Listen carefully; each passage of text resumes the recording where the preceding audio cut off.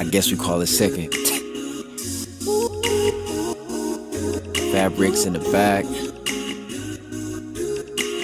Hi, what's up? It's Jay-Way, the uncoolest kid from Amsterdam.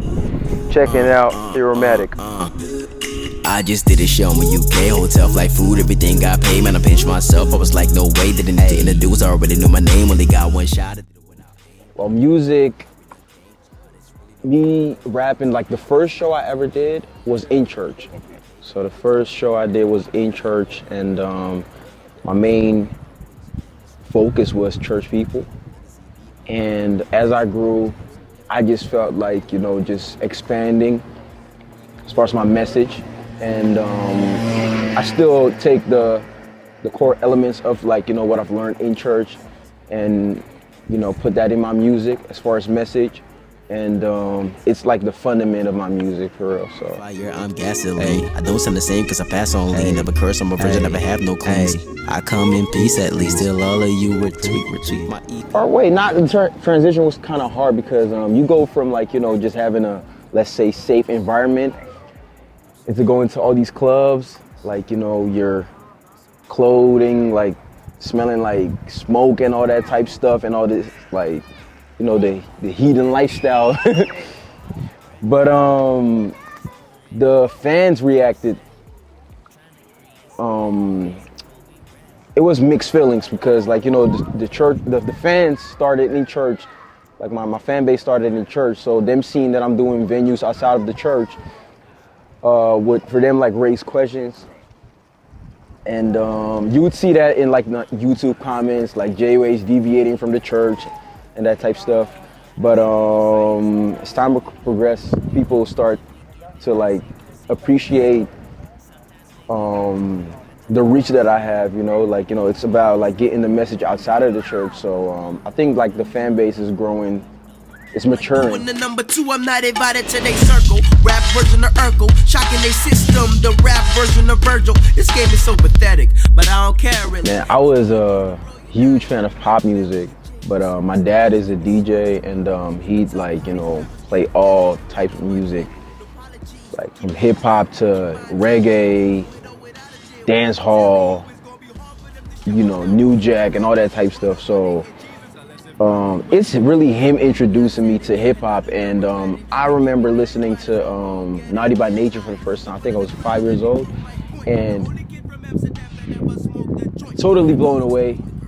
Obviously, like, you know, the sound and just the party element of it, and also one of the artists that, like, really made me a fan of hip hop, Beastie Boys, because me already, like, you know, having a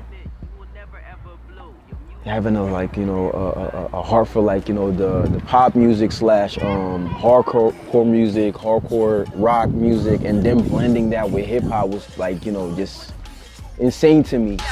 I wanna be a cool kid. I wanna be a cool kid. I wanna be a cool kid. The last project, the project that I did before that was a mixtape, and that was me working with one producer and just trying out. But this is like a real body of work. Like J-Analysis is like, that's like the blueprint for me. Yeah, before that was really, like, you know, just me trying out stuff. And this is like the first project where I felt like, okay, I want to put out a body of work that represents me as an artist without, like, you know, the mixtape type feel. Cause I put out a mixtape and just to try out.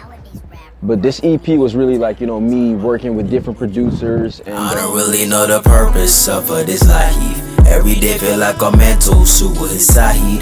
What will happen when my body completely die? Like, the next thing is, like, you know, putting out another project, No Life, No Wi-Fi. And yeah, I feel like it's definitely, like, you know, gonna show people how artistic I am. You know, it's me trying out new things. Like, I have a love for, like, you know, 8-bit sounds. I have a love for singing. And I feel like J-Analysis, I kind of limited myself to, like, you know, just only sticking to rap.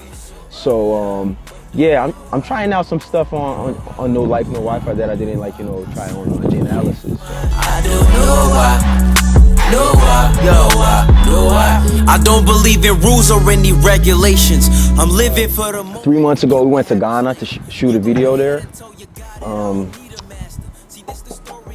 Prior to that, the last time I was in 2007, I believe. Or no, wait, 2010. And the experience was dope.